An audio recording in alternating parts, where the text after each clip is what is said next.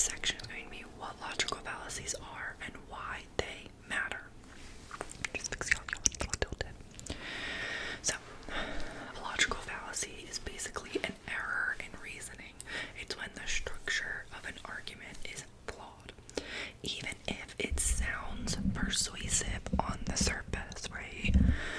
So this is where the critical thinking comes in. It can sound persuasive, but that doesn't mean that it is, right?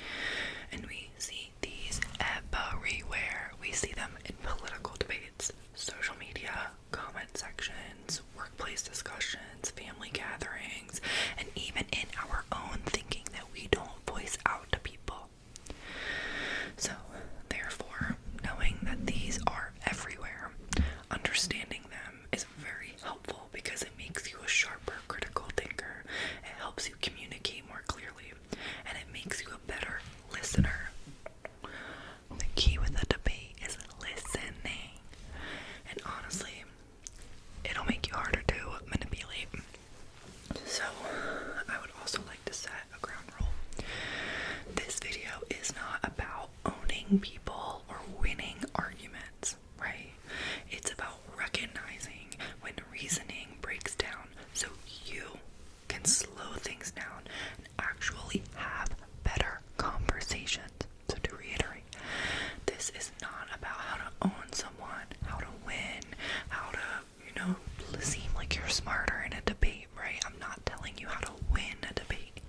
I'm telling you, the average person, how to recognize when someone else's reasoning or even your own breaks down so you can slow things down and have a better conversation, especially in the age where critical thinking seems to be at an all-time low. So, with that said, let's jump right in. We're going to start off with fallacy number 1, which is the straw man. So literally, picture a straw man, basically like a scarecrow. Just picture a straw man made out of hay, right? That's kind of where this comes from. So, the straw man fallacy happens when someone misrepresents your argument, usually by oversimplifying it or exaggerating it. They do this so they can knock down an easier version instead of addressing what you actually said, right? Because it's easier to pick apart a piece of someone's argument than the whole thing, right? So they're not responding to your argument or what you said. They're responding to a straw man that they built, or they're responding to a piece of the straw. So your argument could be made out of 10 pieces of straw, right? But they go and they pluck out one piece of straw, and that's what they're debating. They pluck out. So you can have 10 pieces of your argument, and they just go, this is what I'm going to debate, just this one piece. So, for example, let's say you say, I think social media platforms should have clearer policies about misinformation, right? And if that person were to respond and say, oh, so you want to censor everyone and destroy free speech? That is very obviously not what you said. That's a straw man. You never said that. Your position got stretched into something more extreme, so it's easier to attack. So, why is this tempting? Straw manning often happens because it's easier to engage, or it's easier than engaging with nuance. And I think that nuance is really hard to understand. I really didn't understand it for a couple of years. But it's easier than engaging with nuance. It creates more of an emotional reaction. That's what they want. You cannot let your emotions in, right? And it also will let them feel like they won quickly, or they owned you very quickly. Sometimes it's intentional, and sometimes genuinely people misunderstand or just don't know how to communicate properly and how to listen. So a lot of people don't know how to listen properly. So how do you work around this? The best response is usually clarification, not escalation. So you can say things like, that's not what I'm arguing. Let me restate my point. I think you're responding to a different position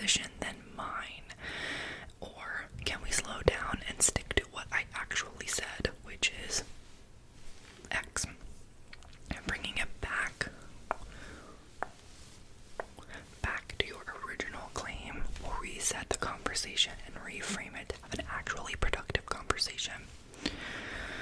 Fallacy number 2, slippery slope. So what is this? A slippery slope fallacy happens when someone argues that a small or moderate first step will inevitably lead to a chain of extreme disastrous outcomes without evidence for those steps. It's not that consequences can't exist, it's that the links between them are not justified, right? So there are genuine slippery slopes, right? There are genuine times where you are concerned that one thing can lead to this, but the path to get to here, there's evidence, there's logical, sound reasoning. So, let's say someone says that we should increase the amount of bike lanes that we have in cities, right? Say you say that, and then the response is, well, if we increase the bike lanes, people won't buy cars, people won't need gas anymore, and the entire economy is going to collapse, right? Okay, so, what? You're fear-mongering, right? That's a very extreme slippery slope. That's a major leap between let's make bike lanes more accessible to our economy is going to collapse, right? And the steps between aren't supported. It may be reasonable to say if we increase our public transportation, starting with increasing our bike lanes, then people won't have as much of a need for cars. Without a need for cars, they won't need gas, there won't be much of a need for oil, there might not be much of a need for city permits and things like that, and we could potentially see negative ramifications of that, right? But also, where's the evidence? Can we look at societies where they have done that, etc., etc.? Don't want to fall down a tangent there, but it's reasonable to say this could lead to a slippery slope, but the key with the fallacy of a slippery slope is that the speaker is saying it will happen. There is not evidence, and it's often a very extreme version of what you are trying to say.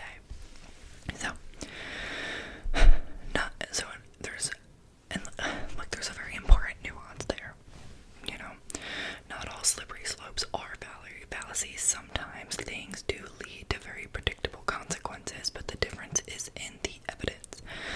A slippery slope becomes fallacious when the steps are assumed, not demonstrated. The outcome is exaggerated. The causal links are weak or missing. So kind of what I said. Those are just my notes, but it's real. I think this one's very important to really having a solid understanding of, because there are genuine slippery slopes, but you need to be able to understand the fallacy, when it's a fallacy and when it's not. So, how do you work around a fallacious slippery slope or slippery slope fallacy? A good response is to ask for justification. Can you walk me through how we get from point A to point B? How do we get from increasing bike lanes to our economy collapsing? What evidence do you have that this would happen? Are there examples where this policy didn't lead to that outcome? So, it's not about dismissing the concerns. You're asking for support for the concerns. Let them talk it out. Let them talk themselves deeper. Let them talk themselves out of it. Fallacy number 3 is a circular argument. A circular argument happens when the conclusion is used as one of the premises. Basically, this is true because it's true. The argument goes in a circle without proving anything. So, example, this policy is the best option because it's the right thing to do. How do you know it's the right thing to do? Because it's the best option. Nothing new is being added. The claim keeps repeating itself in different words. Why does this happen? Circular reasoning often shows up when someone hasn't examined why they believe something.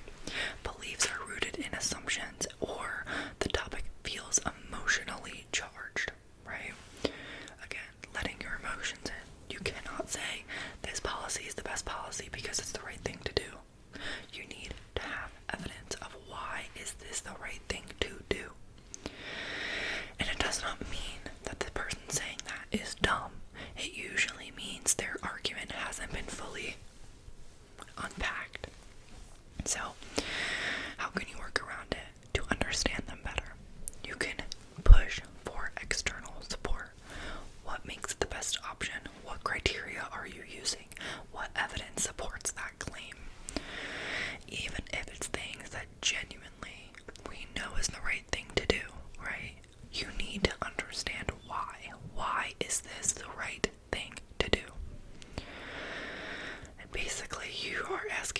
step outside of the loop of the circular argument. So, in sum here, fallacies do not mean that someone is wrong, right? That is extremely important to understand. Finding a logical fallacy in someone's argument does not automatically mean their conclusion is wrong, okay? It does not automatically mean that. It just means that the reasoning that they use to get there is flawed or incomplete. That nuance is extremely, extremely important, right? I'm going to repeat it. Finding a logical fallacy in someone's argument does not automatically mean their conclusion is wrong. It just means that the reasoning they use to get there is flawed or incomplete. Someone can be right for the wrong reasons, partially right, or wrong, but still raising valid concerns, right? Oftentimes, a lot of people think in black and white that it's things are either right or wrong. But as I'm saying, someone can be right for the wrong reasons, partially correct, or wrong, but still raising valid concerns. Even when someone is wrong, listen to their concerns because the concerns could be valid.